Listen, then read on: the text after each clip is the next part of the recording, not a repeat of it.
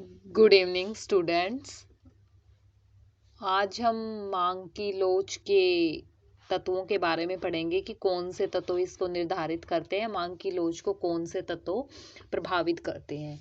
तो first of all इसमें सबसे पहले आता है समय यानी टाइम। देखो, जो इलास्टिसिटी ऑफ डिमांड होती है या मांग की लोच होती है वो टाइम फैक्टर के ऊपर भी डिपेंड करती है। जो अल्पकाल होता है यानी शॉर्ट टाइम पीरियड होता है उसमें जो मांग की लोच होती है बेलोचदार होती है, यानी उसमें परिवर्तन होने की संभावना कम होती है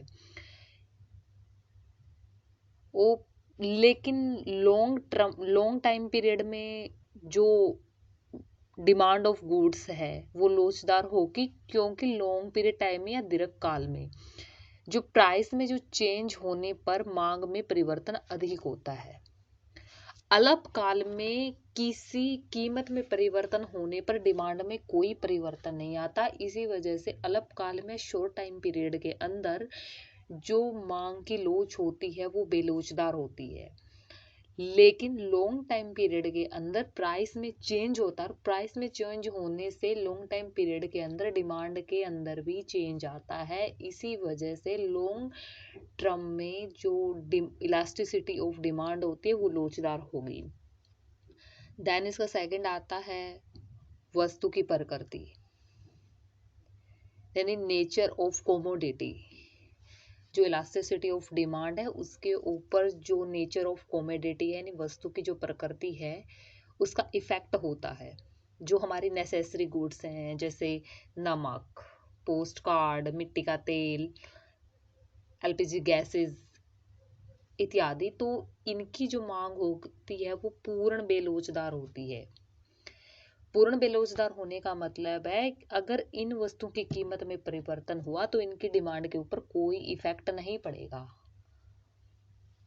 फिर आती हैं आरामदायक वस्तु यानी कंफर्टेबल गुड्स, जिसमें आरामदायक वस्तु जैसे दूध और सब्जियां आदि आती हैं। तो इनकी जो मांग होती है इनकी मांग इकाई मूल्य के सापेक्ष होती है। इकाई मूल्य के सापेक्ष क्यों होती है? क्योंकि ऐसी वस्तुओं में अगर चेंज आता है, अगर ऐसी वस्तुओं के प्राइस में चेंज आता है, जिस रेशो के अंदर प्राइस में चेंज होता है प्राय ऐसी गुड्स की मांग में भी उसी रेशो के अंदर चेंज होता है। फिर आती हैं विलासता की वस्तुएं यानी लग्जरी गुड्स। तो लग्जरी गुड्स में जैसे टीवी, फ्रिज, कूलर, एसी, हीरे जवाहरात ये सब होते हैं, तो इनकी मांग अधिक लोचदार होती है। क्योंकि ऐसी जो वस्तुएं होती हैं इनकी कीमत अगर यानी इनका प्राइस अगर थोड़ा सा भी कम होगा ना तो उनकी मांग में बहुत ज्यादा इंक्रीजिंग देखी जाती है। ठीक है। फिर आता है उपभोग का स्थगन। उपभोग का स्थगन यानी पोस्टपोनमेंट ऑफ कंजम्पशंस, यानी हम कंजम्पशंस को पोस्टपोन कर देते हैं इन फ्यूचर। तो जिन गुड्स के कंजम्पशंस को भविष्य में स्थगित किया जा सकता है या टाला जा सकता है उनकी मांग लोचदार होती है। इसका सबसे बेस्ट एग्जांपल है यानी हम मकान बनाने की जो हमारी डिमांड होगी हम उसको भविष्य के लिए स्थगित कर सकते हैं। इसके अपोजिट जिन वस्तुओं के उपभोग को भविष्य के लिए स्थगित नहीं किया जा सकता या उनको स्थगित करना पॉसिबल नहीं है तो उनकी मांग बेलोचदार होगी। जैसे अगर हम फूड के कंजम्पशन को देखें तो फूड के कंजम्पशन को हम भविष्य में नहीं डाल सकते, तो इसीलिए जो फूड ग्रेन्स की जो डिमांड होती है वो बेलोचदार होती है। जिन वस्तुओं को भविष्य के लिए टाला जा सकता है, जिनकी डिमांड या जिनका उपभोग हम भविष्य के अंदर कर सकते हैं, उनको हम जो उनकी डिमांड होती है बेलो वो मांग अधिक लोचदार होगी। ठीक है। फिर आता है उपभोक्ता की आदत यानी habit of consumer. Habit of consumer में मतलब कि जो कंज्यूमर जिन वस्तुओं का विशेष रूप से उपभोग करने की आदत पड़ जाती है उनकी मांग बेलोचदार होती है, क्योंकि अगर उनके प्राइस में चाहे कितना भी चेंज हो जाए उनके द्वारा खरीदी गई मात्रा पर कोई इफेक्ट नहीं पड़ेगा। फॉर एग्जाम्पल एक शराबी व्यक्ति के लिए शराब की मांग हमेशा बेलोचदार होती है, क्योंकि उस विशेष वस्तु की उसको क्या हो गई, हैबिट हो गई है, एडिक्शन हो गया उसको। अगर किसी गुड्स के कंजम्पशंस की एडिक्शंस हो जाती हैं तो उसकी मांग बेलोचदार होती है, क्योंकि प्राइस चेंज होने पर, प्राइस इंक्रीज होने पर, डिक्रीज होने पर उसकी मांग पर कोई प्रभाव नहीं पड़ता। फिर आता है इनकम ऑफ कंज्यूमर। तो इनकम ऑफ कंज्यूमर में जो उपभोक्ता की आय होती है उसका भी इलास्टिसिटी ऑफ डिमांड के ऊपर इफेक्ट पड़ता है।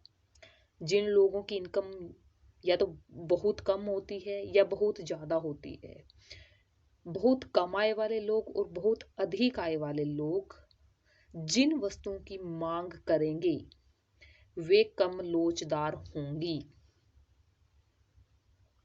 इसके अपोजिट जिन लोगों की आय मध्यम श्रेणी की होती है यानी मिडिल क्लास, तो उनके द्वारा खरीदी गई वस्तुओं की जो मांग होगी वो ज़्यादा लोचदार होगी। ज़्यादा लोचदार क्यों होगी? क्योंकि ऐसे व्यक्ति जो मिडिल क्लास फैमिलीज होती हैं वो क्या करते हैं, अगर प्राइस थोड़ा सा भी कम होता है ना तो वो वस्तुओं की अधिक मात्रा खरीद लेते हैं। अगर प्राइस थोड़ा सा भी अधिक हुआ तो वो वस्तुओं की जो मात्रा है वो कम खरीदते हैं। ठीक है, तो इफेक्ट हमेशा मिडिल क्लास फैमिली ही होती है। जो मिडिल क्लास लोग होते हैं उनके द्वारा खरीदी गई वस्तुओं की जो मांग होती है वही अधिक लोचदार होती है। वो कीमत में थोड़ा सा चेंज होने पर वो डिमांड में भी चेंज कर देते हैं। फिर आता है प्राइस लेवल। देखो, इलास्टिसिटी ऑफ डिमांड के ऊपर प्राइसेस का इफेक्ट पड़ता है। जिन वस्तुओं का प्राइस बहुत कम है या फिर बहुत ज्यादा है तो प्राय ऐसी वस्तुओं की जो मांग होगी वो कम लोचदार होगी, क्योंकि जो ज्यादा कॉस्टली गुड्स होती हैं या जो ब्रांड्स ज्यादा कॉस्टली होते हैं उनको धनी लोग ही खरीदते हैं या ज्यादा इनकम वाले लोग ही उनको परचेज करते हैं।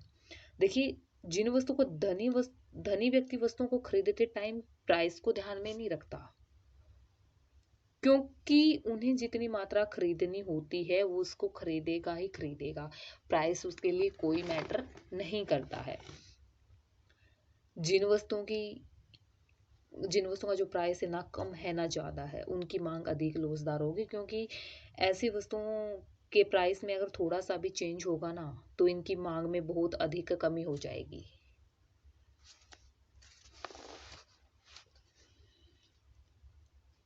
इफेक्ट हमेशा बीच वाला ही होता है, जो ना कम है ना ज़्यादा है। ठीक है। स्थानापन्न वस्तुओं की उपलब्धता यानी अवेलेबिलिटी ऑफ सब्सटीट्यूटेड गुड्स। देखो, बाजार में जिन वस्तुओं के स्थानापन्न होते हैं, सब्सटीट्यूट अवेलेबल होते हैं, उनकी मांग लोचदार होती है। जैसे चाय और कॉफी सब्सटीट्यूट गुड्स हैं तो इनकी मांग लोचदार होगी।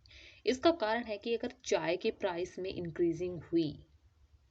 इंक्रीजिंग होने पर चाय की मांग में बहुत कमी आ जाती है, क्योंकि लोग चाय को छोड़कर कॉफी को कंज्यूम करना शुरू कर देते हैं। इसके अपोजिट देखें कि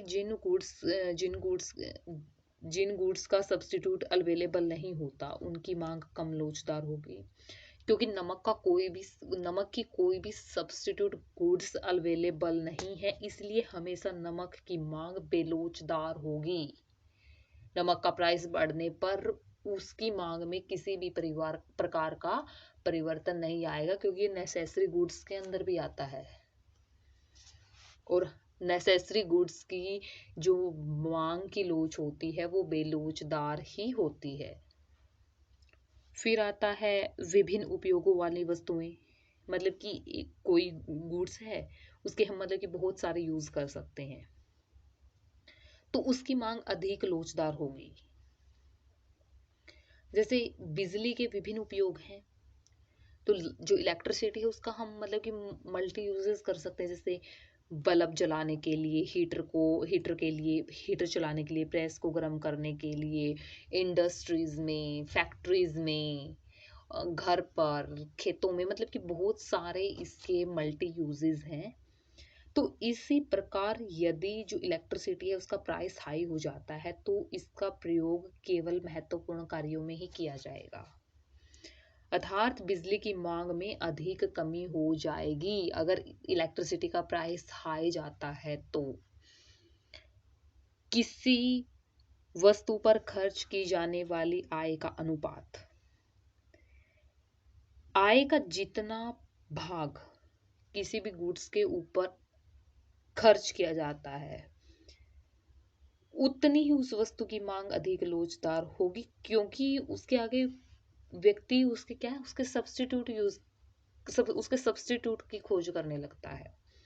आय का जितना भाग जिस वस्तु के ऊपर खर्च किया जाता है उतनी ही उसकी मांग अधिक लोचदार होगी, क्योंकि इसके आगे ये व्यक्ति उस वस्तु के स्थानापन्न यानी सब्स्टिट्यूट को खोजना शुरू कर देता है।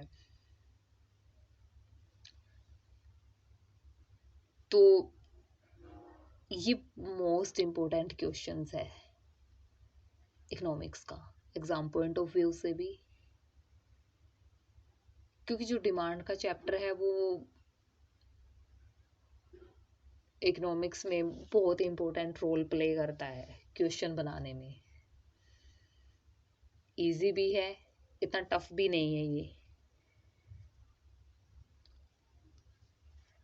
तो मांग के लोच की कुछ महत्व जैसे वस्तुओं के वर्गीकरण में सहायक है। मांग की लोच से ही हमको ये पता चल जाता है कि वस्तु नेसेसरी है, विलासिता की है, किस प्रकार की वस्तु है। उद्योगों के वर्गीकरण में सहायक है। मोनोपोली प्राइसिंग में सहायक है। तो